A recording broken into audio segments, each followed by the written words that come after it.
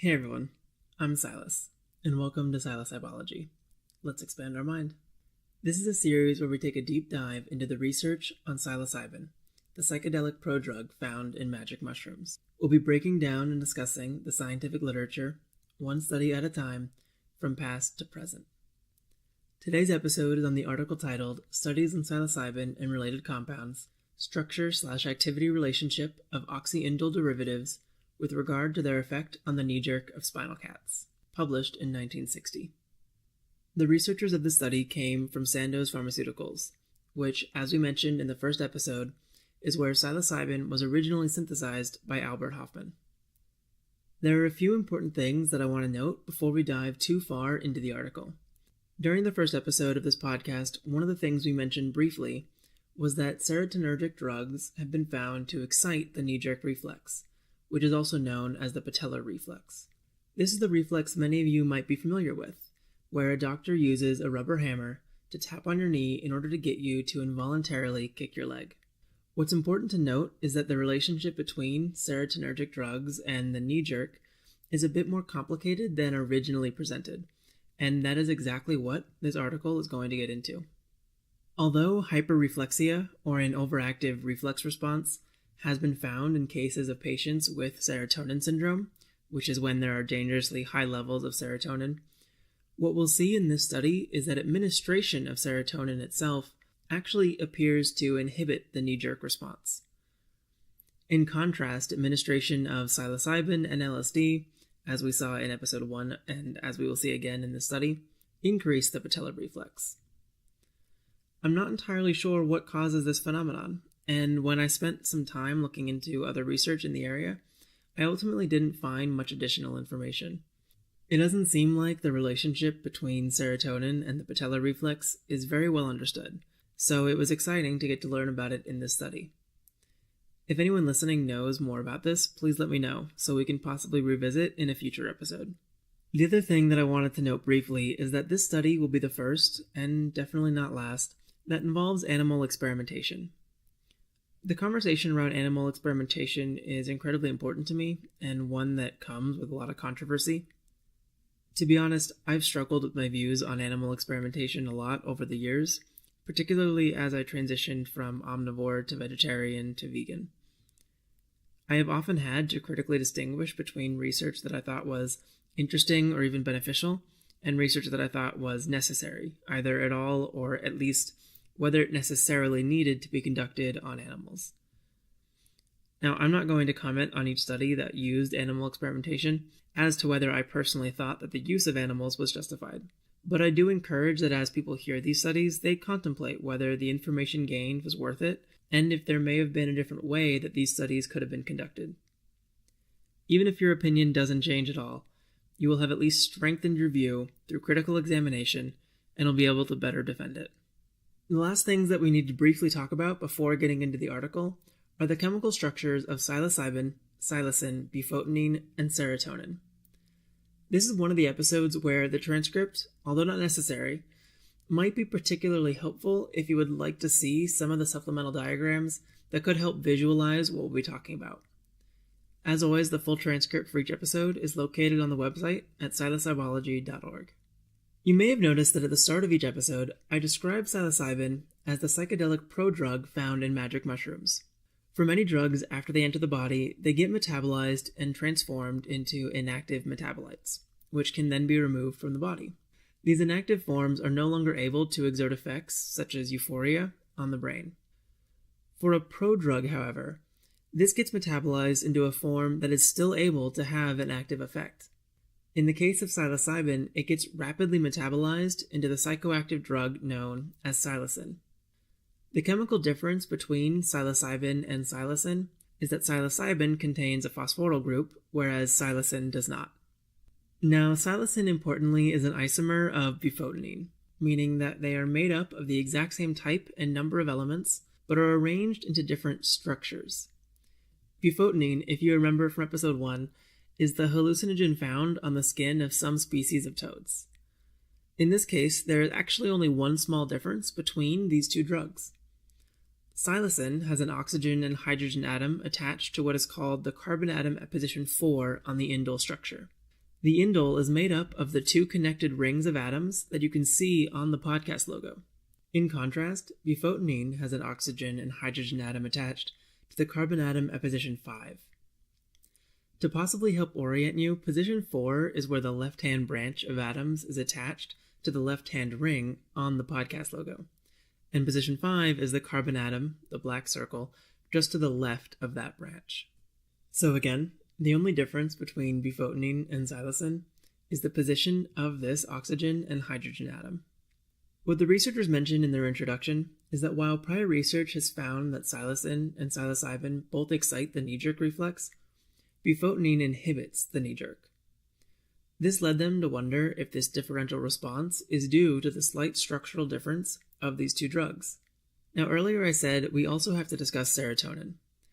Serotonin, as we mentioned, has been shown to inhibit the knee-jerk reflex just like bufotenine. Serotonin, interestingly, has an oxygen-hydrogen atom located at the same position as bufotenine, position 5. The difference between these two molecules lies in the group of atoms attached to the carbon atom at position 3, which, if you're still looking at the podcast logo, is where the right-hand branch of atoms is connected to the right-hand ring. At first glance, this pattern appears to show that what differentiates these drugs in terms of how they influence the knee-jerk reflex has to do with what is contained on the carbon at position 4 and position 5 of these types of molecules. To examine this, what the researchers did was pretty interesting.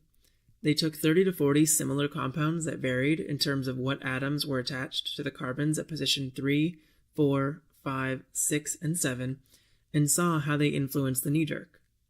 They took cats of both sexes weighing between 2 to 3 kilograms and, quote, under ether anesthesia, the spinal cord was transected between the first and second vertebrae, and the brain was destroyed. The brain isn't needed because the knee-jerk reflex is only dependent on part of the spinal cord. To elicit the knee-jerk in the hind limb, they used an automated hammer so that it would deliver a consistent stimulus every 2 seconds as they injected a series of 6 doses into one of the cats, starting with a 5 microgram per kilogram dose and ending with a 200 microgram per kilogram dose. The recorded response was simply whether or not the knee-jerk was elicited, rather than trying to quantify the strength of the reflex.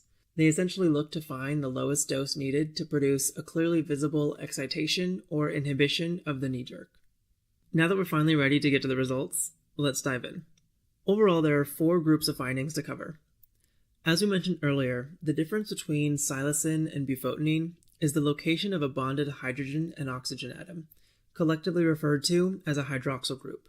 The first group of findings looked to see how the knee-jerk was influenced by the administration of 4 different chemicals, with the hydroxyl group either located at the 4th, 5th, 6th, or 7th position along the indole ring. They found that when the hydroxyl group was located at position 4, which would be psilocin, 5 to 10 micrograms per kilogram was all that was needed to be able to excite the knee-jerk reflex.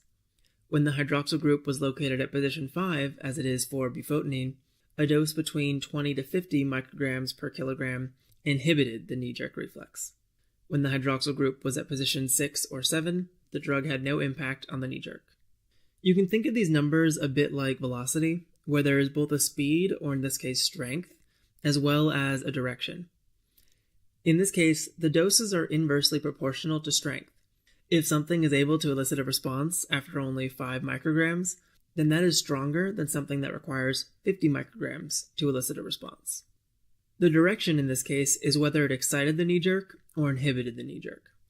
So going back to the results, they also looked to see if the addition of the phosphate group, which is what distinguishes psilocin from psilocybin, impacted the results. Whereas before we were talking about a hydroxyl group, now we are talking about what's called dihydrogen phosphate. What they found was the same pattern. When the dihydrogen phosphate was at position 4, which would be psilocybin, 5 to 10 micrograms per kilogram excited the knee-jerk. When it was at position 5, over 50 micrograms per kilogram inhibited the knee-jerk, and no effect was found when the dihydrogen phosphate was at position 6 or 7. Now, the second set of results were aimed at examining how the atoms bound to position 3, which again is where the right-hand arm can be found on the podcast logo, influenced the patellar reflex. There were 2 groups of drugs in this set of experiments. One where the hydroxyl group was kept constant at position 4, and one where the hydroxyl group was kept constant at position 5. I'll refer to the former as the R4 group and the latter as the R5 group. What they varied within each group was what was attached at position 3. What they found was that for 7 out of the 10 drugs tested in the R4 group, there was an excitation of the knee jerk, whereas 2 of the 10 inhibited the knee jerk and 1 had no effect. For the R5 group, 6 out of the 6 drugs tested all inhibited the knee jerk. This indicated that, to a large extent, the location of the hydroxyl group is far more important in determining how these drugs influence the knee jerk than the atoms contained at position 3. In the third set of findings, they took the structure of psilocin and psilocybin, which have the respective hydroxyl group and dihydrogen phosphate at the 4th position, and sought to see if changing what was contained on position 1 influenced the results. Now, position 1 is unique in that it is the only nitrogen present in the indole ring, which is indicated by a gray circle at the bottom right of the psilocybin molecule on the podcast logo. Typically, a hydrogen is the only thing bound to this nitrogen, but the researchers wanted to manipulate this by using 3 drugs with additional carbon and hydrogen atoms bound to position 1. In 2 of the 3 cases, the drugs no longer had an effect on the knee jerk, and in 1 case there was still excitation, but it required 20 to 50 micrograms per kilogram, whereas it originally only required 5 to 10 micrograms per kilogram. This indicated that altering the atoms on position 1 might mitigate the excitatory effect otherwise seen by these drugs. The 4th and final set of results I want to discuss takes all of this one step further. So far, we have seen that when either a hydroxyl group or dihydrogen phosphate is at the 4th position on the indole ring, the knee jerk is stimulated. What the researchers wanted to know next is, does it matter what atoms are at the 4th position, or does it only matter that something other than just hydrogen is at the 4th position? So they took 8 drugs, all with different groups attached at the 4th position, and they found that 6 out of the 8 caused excitation of the knee jerk, with the remaining 2 causing no effect. Interestingly, the 2 that caused there to be no effect both had a sulfur atom present, and the researchers hypothesized that this specifically may be responsible for the mitigated reflex excitation. So in summary, what the researchers claim based on these data is that excitation of the knee jerk is limited within drugs that have this indole structure to those that contain chemical groups bound to position 4 on the indole ring. They note that this isn't caused by blood pressure, since all the substances led to some blood pressure increase independent of the influence they had on the knee jerk. They also mention that future research will be needed to examine what the underlying cause is for these differential responses. Now, after all that, you might be asking, why did the researchers even go about studying this? That's a fair question. They explained that they were interested in following up on prior research that indicated the knee jerk reflex might be used as a distinguishing feature between drugs like psilocybin, bufotenine, and serotonin. It seems like during this time, a lot of research was being done to better understand serotonin and related compounds. When I read this study, I was mostly fascinated with the conceptual takeaways from this line of investigation. Imagine if, rather than the knee jerk, the outcome of interest was some unpleasant side effect. Let's say a new antidepressant is being developed, and they found that this new drug really helps lower levels of depression, but it also causes a rise in blood pressure that might cause significant health problems. What if they could simply modify the chemical slightly in order to mitigate that side effect without altering the primary reduction in depressive symptoms? To follow up to this study, I would really want to know if some of these modified forms of psilocybin and psilocin still have the same psychoactive effects. Does changing the structure in particular ways only impact particular symptoms, or does it impact every aspect of the response? Well, with that ends today's episode. As always, I really hope you love the show. If you have any questions, feedback, or ideas, please let me know. You can find out all of the ways to reach me on the website psilocybology.org, where you can also find the full transcript for each episode if interested. Before I go, I just want to say thank you to those that have been listening to the podcast so far. If you're enjoying the episodes, please share them with anyone else who you think might take something away from the content. Thank you again, and I'll talk to you next time.